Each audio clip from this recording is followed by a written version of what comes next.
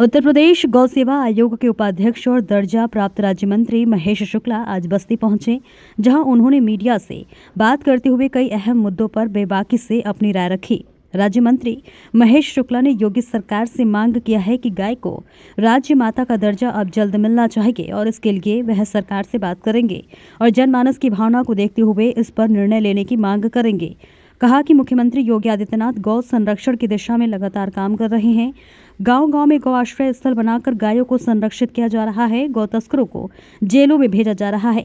राज्य मंत्री ने कहा कि गाय को संवैधानिक रूप से राज्य माता का दर्जा देने के लिए प्रयास किया जा रहा है। वहीं अन्य सवालों का भी जवाब देते हुए दर्जा प्राप्त राज्य मंत्री महेश शुक्ला ने कहा कि प्रयागराज में चल रहे महाकुंभ में आज सनातन बोर्ड के गठन की मांग वो संत बैठक में उठाई है, जिसका वह भी पुरजोर तरीके से समर्थन करते हैं और सरकार सनातन संरक्षण परिषद के गठन को लेकर लगातार चिंतन और मंथन भी कर रही है। जल्द ही इस पर निर्णय भी आएगा। कहा कि संवैधानिक और वैधानिक व्यवस्था के अनुसार ही सरकार सनातन बोर्ड के गठन को लेकर सही समय पर तय करेगी।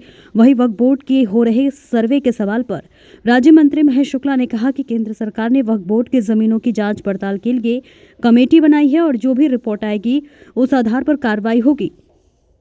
वक्फ बोर्ड के द्वारा किए गए जमीन को की कब्जे के सवाल पर कहा कि किसी को भी सरकार की जमीन पर अवैध रूप से कब्जा करने का अधिकार नहीं है, इसलिए कमेटी की जो भी रिपोर्ट आएगी उस पर आधार पर कार्रवाई होगी।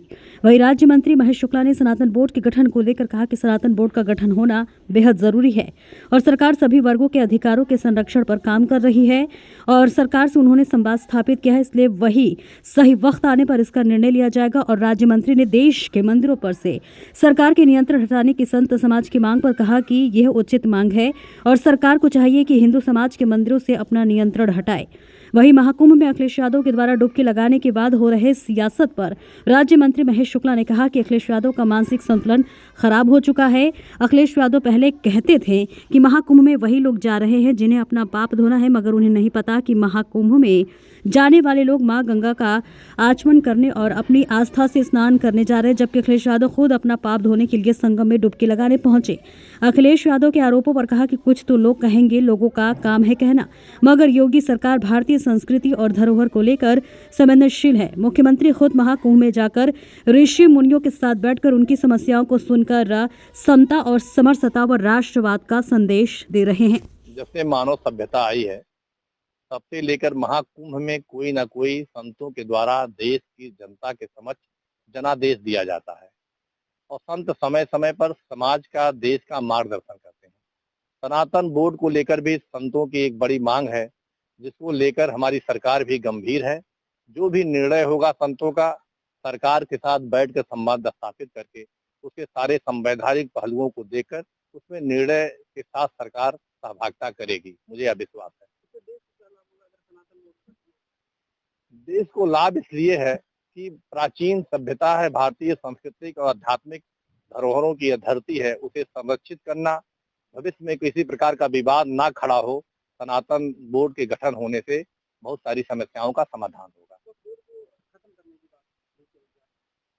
वक्फ बोर्ड को खत्म करने की बात चल रही है, इसलिए कि बहुत सारे अराजक तत्व जिस उद्देश्यों को लेकर वक्फ बोर्ड का गठन किया गया था उस दिशा में सही काम नहीं कर पा रहे हैं, जिसके नाते जनता में वक्फ बोर्ड को लेकर एक भ्रम की स्थिति खड़ी हुई है। इस पर सरकार समीक्षा कर रही है। जो सही प्रॉपर्टी जिनके पास है उनका संरक्षण होगी, जो गलत प्रकार से जमीनों पर कब्जा है उसे छुड़ाने का प्रयास करेगी सरकार। देखिए, संविधान लागू है, सनातन उसमें एक प्रक्रिया है, बहुत सारे सुधार होते रहते हैं। देश तो आजाद 1947 को हो गया और कल हम लोग 26 जनवरी 1950 से तब से आज तक लेकर भारत के उन तमाम लोगों ने जिस उद्देश्यों को लेकर अपने प्राणों की आहुति दी है उस पर समाज संस्कृति मिला के काम कर रहे हैं। ये कहना कि अब जाके कहीं देश स्वतंत्र हुआ, ऐसा ही नहीं है, लेकिन सुधार लगातार होते रहेंगे।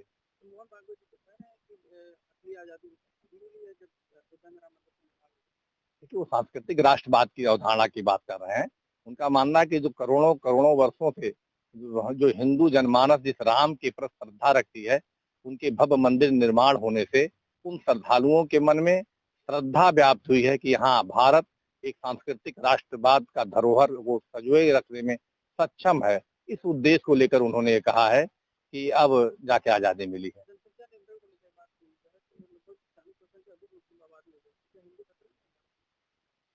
देखिए, भारत में कोई खतरे में नहीं है, लेकिन सबकी जिम्मेदारी कि भारत सुरक्षित रहे, भारत का विकास दुनिया में की तरफ बढ़ता रहे। जिस आधार पर भारत की तरफ पूरी दुनिया देखती है, वो तब होगा जब जनसंख्या का सामर्थ्य ठीक रहेगा और निश्चित रूप से धीरे-धीरे संत, मुनि, समाज के लोग मिलकर इसको ठीक करेंगे। देखिए, टेक्निकल रूप से अभी राजमाता का दर्जन नहीं दिया गया है, लेकिन हमारे जनमानस में हमारे योगी आदित्यनाथ जी महाराज जिस श्रद्धा से गौ माता की सेवा में अपने आप को संलग्न हैं, उस जो संवैधानिक पहलुओं को देखते हुए शीघ्र उस पर निर्णय लेगी सरकार हमारी।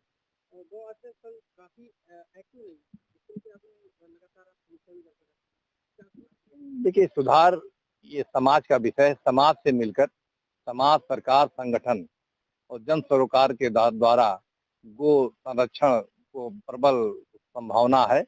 बहुत तेजी से लोगों के अंदर में यह भावना आ रही है।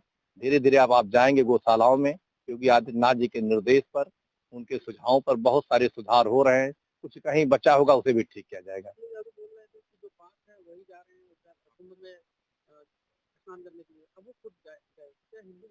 देखिए, उनको देर में एहसास हुआ कि वो पापी हैं, क्योंकि वो हिंदुत्व के खिलाफ हमेशा बोलते रहे हैं, आतंकवादियों का संरक्षण करते रहे हैं।